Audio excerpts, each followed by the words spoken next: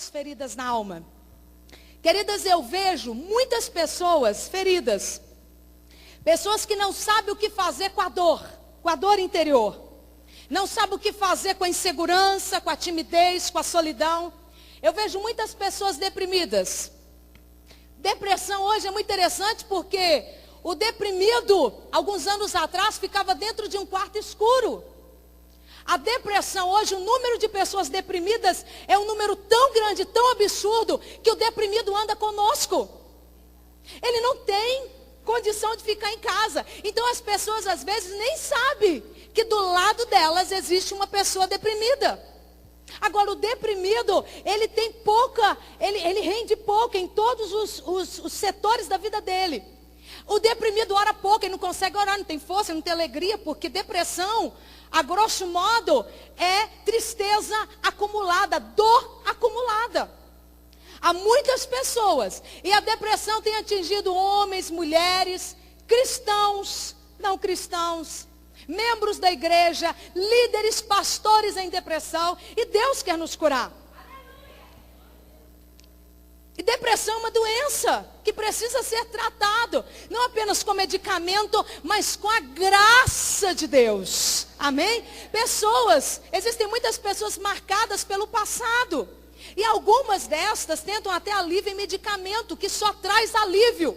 Mas curar, meu querido, minha querida, só Deus pode curar o nosso interior. Só Deus pode curar o nosso coração. Porque só Deus pode ir aonde ninguém mais tem acesso.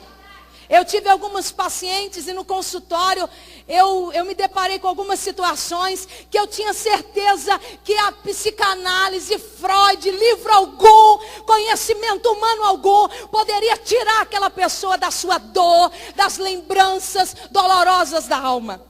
E eu contei muitas vezes com o poder e a graça de Deus. Então, minha querida, depressão ou para qualquer problema da alma, o nosso Deus pode curar. Porque Deus vai aonde ninguém mais vai. Amém? Salmo 147, versículo 3.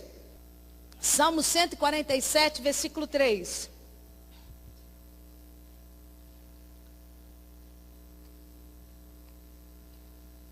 Tradução ali da Bíblia hebraica. Diz assim.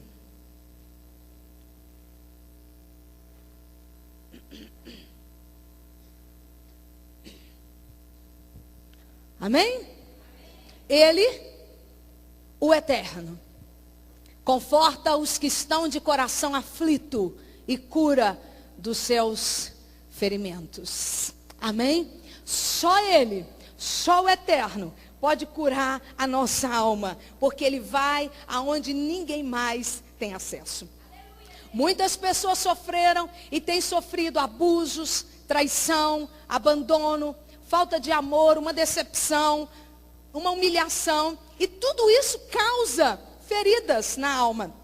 E quando as feridas não estão cicatrizadas, estas feridas atrapalham o plano de Deus na nossa vida. Minha querida, Deus tem um propósito para você. Amém? Deus tem um propósito para você. E propósito é aquilo que se pretende alcançar e conseguir. Propósito é intento. Propósito é projeto. Deus tem um projeto para você. Tem um projeto para a sua vida. E é muito interessante, principalmente nós, mulheres, falar em propósito, porque nós gostamos de comprar. Não é? E vocês lembram quando surgiu aquelas lojas de R$1,99, irmãs? Que febre que era aquilo?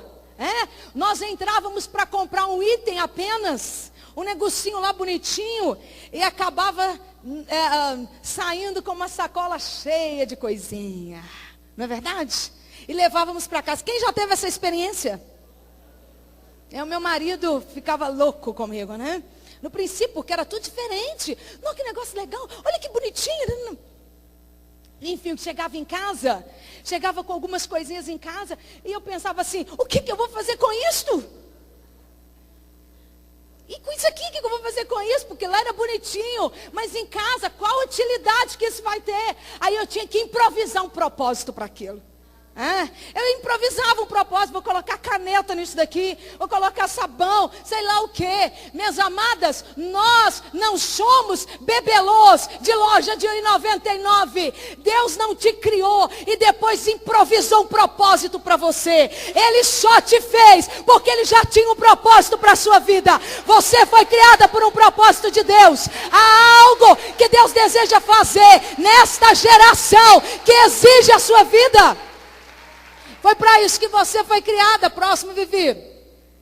Deus tem um propósito para você. Amém? Que propósito maravilhoso. No livro de Jeremias. Próximo. Jeremias. Diz que o Senhor já nos conhecia. Sabe desde onde? Sabe desde onde?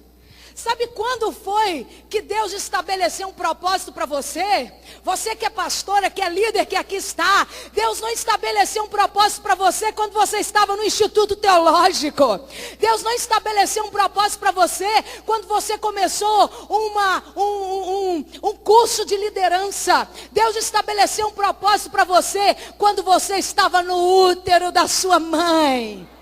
Deus já tinha estabelecido um propósito para você. Deus ama você. Querida, naquele dia que seu pai, sua mãe, sabe? Queridas, foram 300 milhões de espermatozoides lançados ali. 300 milhões. Um apenas ia fecundar o óvulo. Um apenas. 300 milhões. E todos corriam, freneticamente, porque um apenas ia fecundar o óvulo. Próximo. Um apenas ia fecundar o óvulo. E Deus apontou para você. Deus quis você. Talvez o seu pai e a sua mãe tentaram te abortar quando você ainda estava no ventre da sua mãe. Mas eu quero te dizer que Deus apontou para você. Foi Deus quem quis o seu nascimento. E não importa da forma que você veio. Como diz o pastor Wellington ontem, Deus já contava com o pecado. Já estava tudo pronto, estava tudo certinho. Você nasceu porque Deus quis o seu nascimento. Fala para sua irmã com um sorriso no rosto. Irmã, você nasceu porque Deus quis. Sim. O ser humano, Deus quer nos curar. Porque o ser humano só pode oferecer o que tem. Querida, coração ferido fere. Se você tem amor, você oferece amor. Se você não tem, não adianta. Você não tem de onde tirar. Tem uma história muito interessante que conta que um homem rico queria humilhar um homem pobre na ocasião do seu aniversário. E esse homem rico pediu que se fizesse uma bandeja com muitos lixos. E ele entregou aquela bandeja com lixo para aquele homem pobre na presença de muitas pessoas, para humilhar mesmo. E quando aquele homem simples, pobre, recebeu o presente, ele disse assim, olha, espera um pouquinho porque eu quero retribuir. Aí ele foi, jogou fora os lixos, colocou flores na bandeja e um cartãozinho que dizia o seguinte, nós damos às pessoas aquilo que nós temos no coração. Coração ferido fere. Não tem jeito de ser diferente. Quando estamos feridas, nós somos perigosas. Porque nós vamos ferir, nós vamos machucar. Todos nós aqui, principalmente nós mulheres, sabemos muito bem isso, como que nós passamos por ciclo. Às vezes nós estamos chatas, não é verdade? E só o Espírito Santo para nos ajudar. E nesse período, tem uns homens aí concordando, irmãs. Não sei porquê, né? Nós podemos falar, eles não, né? Vocês não falam nada.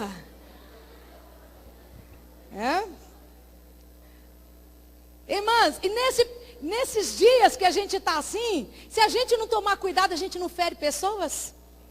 A gente dá uma resposta atravessada, a gente fala uma coisa que não devia. Porque quando estamos feridos, estamos chateados, nós somos perigosos, imagina feridas. Às vezes nós perguntamos por que tantas pessoas são grosseiras. Por que tantas pessoas são tão melindrosas? São feridas que não foram tratadas. Porque a vítima sempre vai vitimizar. De forma inconsciente. Queridas, eu penso que nós somos mais perfeitas por fora do que por dentro. Eu penso. Nós damos um jeitinho nos problemas exteriores. Nós vamos para esses salões maravilhosos, fazemos transformações, não é verdade? Compramos corretivo, tampamos as imperfeições do rosto, fazemos uma plástica e enfim, nós tentamos dar um jeitinho nas nossas questões externas, nos nossos probleminhas externos, mas esquecemos das nossas dificuldades internas.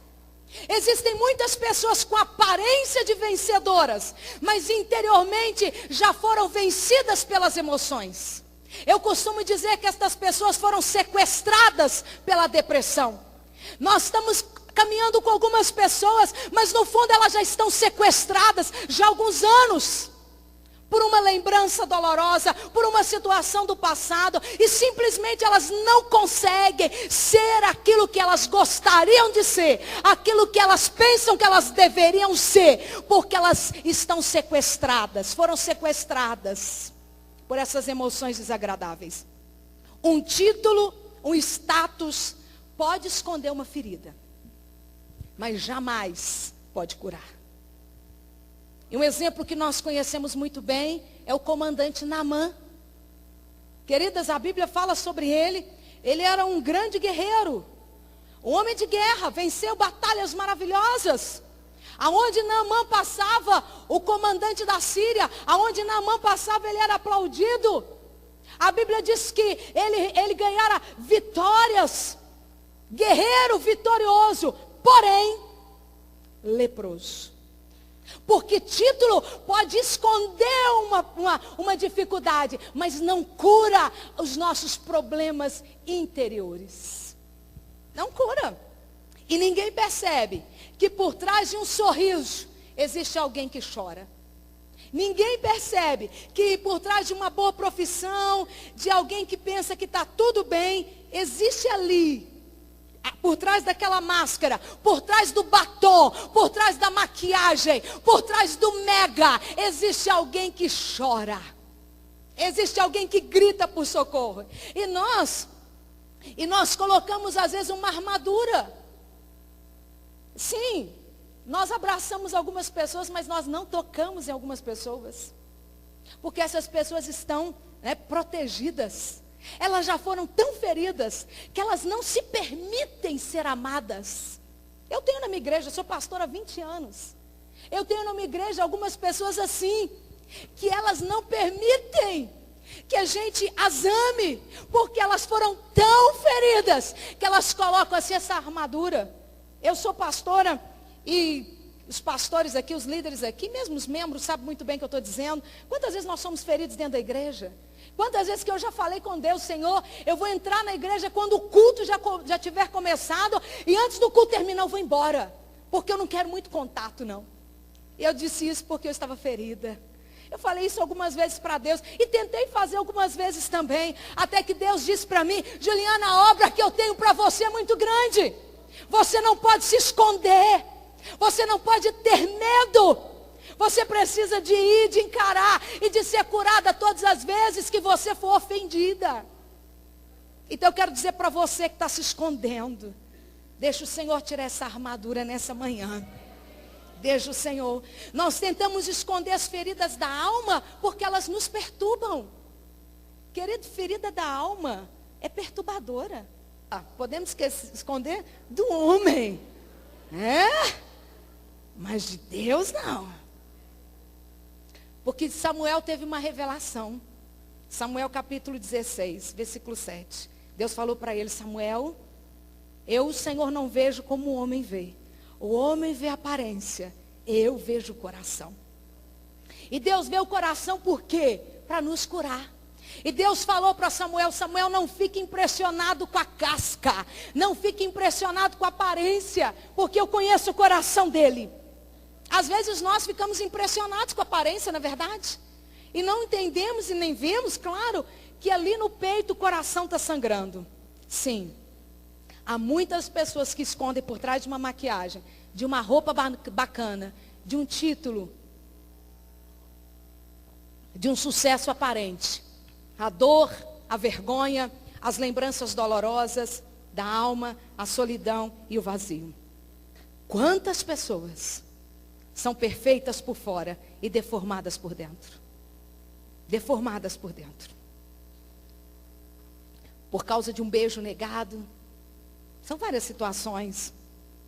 Um beijo negado, um tapa humilhante, uma cena traumatizante, uma culpa indevida. E quando eu falo de culpa indevida, eu fico impressionada como que uma pessoa violentada sexualmente se sente culpada. Como que a culpa indevida acompanha uma pessoa que foi violentada na infância. E acompanha por anos a fio. A pessoa se sente culpada. Culpada por ter atraído um adulto. É indevido, não é verdade? Mas está ali. E não apenas tem na memória as lembranças, mas todas as emoções estão ali carregando, né? Todas as emoções estão ali naquelas lembranças. A doença da alma é algo que ninguém pode ver, mas é refletida nas nossas ações. A ferida da alma é pior do que a ferida exterior. Ferida tem que ser tratada, tem que ser curada, porque as feridas na alma nos impedem de sermos aquilo que Deus quer que sejamos. Presta atenção no que eu vou dizer.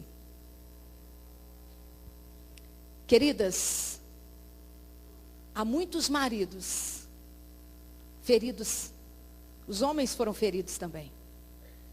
Há muitos homens que querem avançar, que querem ser melhores pais, querem ser melhores maridos, querem ser melhores líderes, querem, sabe, ter mais amor, mas eles não conseguem. E homem é muito diferente de nós, mulheres, porque nós abrimos a boca e nós falamos. Pagamos um psicanalista, um psicólogo, e se não pagamos as consultas grátis, e nós vamos e desabafamos e contamos, os homens não. Então eu quero dizer para você, minha amada, que é casada e que está aqui nessa manhã, o seu marido precisa do seu colo. Mas você precisa de receber a cura de Deus, para poder ajudar o seu marido a ser curado. E homem é curado de forma diferente. Nós gostamos de falar, a gente gosta de ouvir aquela perguntinha, o que te aconteceu? Nós gostamos disso, e falamos, os maridos não. Os nossos maridos serão curados. Talvez nós nunca ficaremos sabendo o que aconteceu no passado deles. Porque às vezes a dor, a vergonha é muito grande e homem não consegue falar. Mas eles serão curados através do amor de Deus na nossa vida. Há muitos maridos que estão precisando do colo da esposa. Apenas do seu colo, sem você falar nada, caladinha, passando a mão no cabelo dele e deixando ele ali no seu colo, deixando o amor de Deus fluir através de você. E ainda que ele solte uma lágrima, e a gente sabe que é difícil, né? E quando o homem chora, a gente fica desesperada, não é? E a gente começa a chorar também, e a gente apronta aquele desespero, porque é tão difícil o homem chorar. Deixa seu marido chorar, não pergunte nada. Deixa o amor de Deus curar o seu marido. Há muitos homens maravilhosos, mas a ferida está impedindo que eles sejam aquilo que Deus projetou para que eles fossem. E eles precisam de nós, curadas, para levarmos a cura para ele. Amém? A Bíblia nos fala algo interessante. O primeiro rei de Israel, Saul, quando ele seria ungido rei, e tem um episódio na Bíblia muito interessante, o fato que a Bíblia menciona, que Saul estava escondido entre as bagagens. Irmãs, quantas de nós fomos chamadas para uma grande obra, mas nós estamos escondidas, presas nas nossas bagagens. E nós entendemos muito bem o que é isso, porque do que tem de bagagem nesse hotel, né, nesses dias, não é verdade? Eu entrei ontem no quarto onde eu estou, né? Nós estamos em número de 4 mulheres, E quando eu entrei lá, esse quarto estava vazio de pessoas, mas lotado de bagagem. E eu pensei assim, será que todo o congresso está aqui dentro desse quarto? Depois eu descobri que tinha 2 irmãs antes de mim só, que entraram lá e colocaram a bagagem. E eu confesso que eu não sei ser prática também, não sei. Eu levo roupa de frio, de calor, uma roupa que quem sabe eu vou querer usar, e, enfim, aquela coisa assim que nós fazemos mesmo. Tem uma irmã querida lá no nosso quarto, que ela está com um tanto de sapato. Eu vou até ver depois se ela vai doar aquilo ali, porque tem uma coisa maravilhosa. Linda. É nós, mulher, irmã. Irmã, coisa maravilhosa. É nossa bagagem. Agora o problema maior são as nossas bagagens na alma. Há bagagens inconvenientes que nós carregamos para onde nós vamos. Muitas mulheres solteiras não conseguem serem felizes na vida sentimental por conta dessas bagagens. Querida, como nós vamos no encontro amoroso com essas bagagens? Algumas mulheres solteiras, quando estão nesse encontro amoroso, que talvez será o futuro cônjuge, fala do ex. Querida, quem é que quer saber do seu ex? Qual homem que quer saber do seu ex? Aí não tem jeito, desiste. Chega lá no encontro e começa a falar dos problemas da alma. Chega nos encontros, conhece um homem maravilhoso, mas está levando aquelas bagagens todas, ele não aguenta. Porque o único homem atraído pelos nossos problemas se chama Jesus de Nazaré. Os outros desistem, vão embora, foste nós. Deus quer nos curar. Deus quer nos tirar essas bagagens. Vinde a mim, todos vós que estáis cansados e oprimidos, e eu vos aliviarei. Deixa o Senhor te aliviar. Joga essas bagagens fora. Na cerimônia de casamento dos judeus, é muito interessante, porque quando os noivos estão à frente, o rabino ministra sobre o casal a alegria de Adão e Eva. Por que a alegria de Adão e Eva e não de Sara e Abraão? Eles foram felizes também. Por que não a alegria de Jacó e Raquel, que era um casal também feliz? Mas é de Adão e Eva, por 2 razões. Primeiro, eles foram feitos um para o outro e sabiam que não tinha opção. Por que antes de casar a gente pensa assim, esse é o meu escolhido, e depois de casar a gente pensa, será?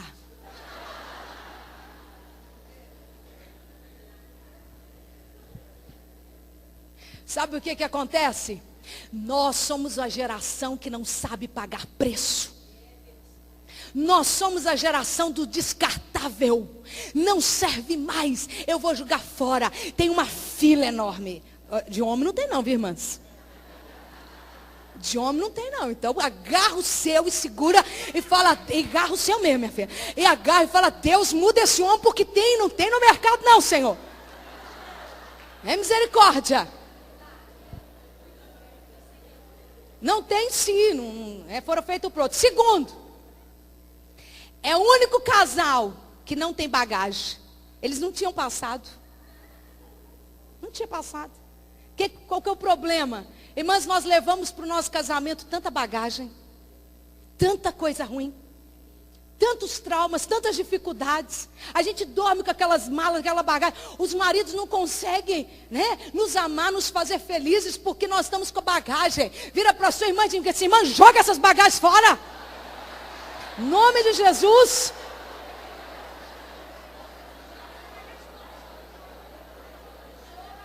Querida, a grande obra de Deus, através de você, começa em você. Vou repetir, Deus não fará uma grande obra através de nós, sem antes realizar uma obra em nós. Primeiro começa conosco, primeiro é no nosso coração, para depois ser estendida para outras pessoas. Deus deseja nos curar o nosso passado. Próximo. Curar o nosso passado. O nosso presente, para preservar o nosso futuro.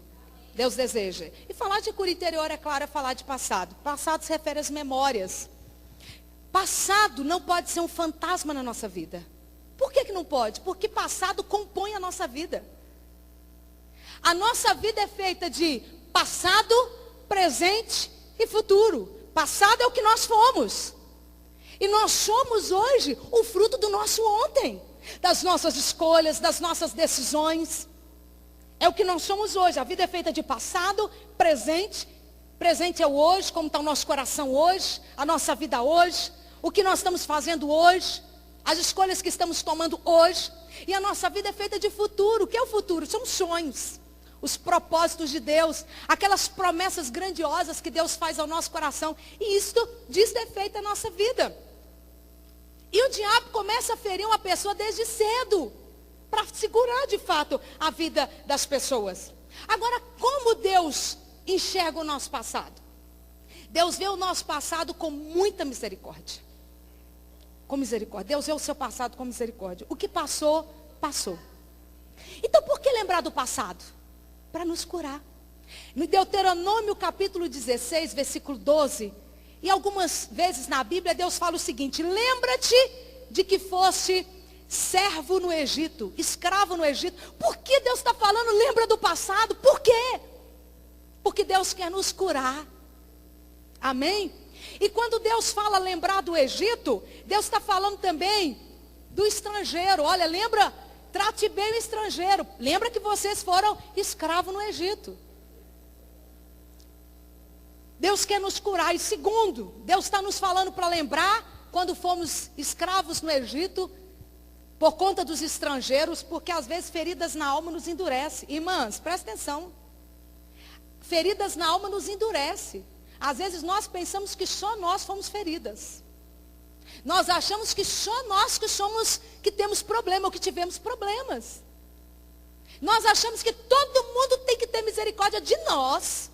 Eles não sabem o que eu passei. Peraí, todo mundo já passou por problemas. Todos nós já enfrentamos dificuldades em níveis diferentes. Tivemos visão diferente do problema. Olhamos com olhos diferentes. Mas todos nós enfrentamos problemas. Deus quer que lembremos o passado para nos curar. E tem um texto também interessante no mesmo livro, Deuteronômio, capítulo 23, versículo 7. E Deus fala algo fantástico. Não tenha ódio dos egípcios. Deus manda, lembra que vocês foram escravos. E Deus fala, não tenha ódio dos egípcios. Se você não sabe história, Israel ficou cativo no Egito por 430 anos. Eles não estavam ali no Hotel 5 Estrelas. Eles não estavam ali no Tauá, no Hotel Fazenda Maravilhoso. Eles estavam fazendo tijolos ali para Faraó, construindo pirâmides, escravos. Foram maltratados. Imagine 430 anos de correntes. E Deus disse para eles assim: não tenha ódio de quem prejudicou vocês. Não tenha ódio de quem maltratou vocês. Por que Deus diz isso?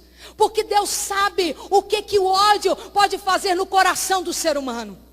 Deus sabe o que a mágoa, o ódio, o ressentimento pode fazer no nosso coração. Deuteronômio 23, 7. Deus sabe disso. E por isso Deus está dizendo, não tenha ódio dos egípcios. Deus sabe o que aconteceu com você. E Deus está dizendo, não tenha ódio daquelas pessoas que lhe ofenderam. Porque o ódio pode destruir você. Nós podemos usar o nosso passado para ter pena de nós mesmos. Tadinho de mim. Ou podemos usar o nosso passado para a glória de Deus. E para auxiliar outras pessoas. Eu não sei porque algumas coisas nos acontecem. Não sei explicar e nem tenho a pretensão de tentar explicar. Porque essas coisas acontecem conosco. Mas uma coisa eu sei. E eu já experimentei. Quando nós entregamos o nosso passado nas mãos de Deus, Deus nos cura. Deus nos cura. E Deus pega esse vale, essa parte vale é uma parte funda entre montanhas. Deus pega esse vale na nossa vida, vale de lágrimas, deserto, vale de choro, de sequidão. E Deus transforma num vale fértil. Amém? Eu tinha na minha vida um vale desse. Eu quero compartilhar com vocês. Próximo.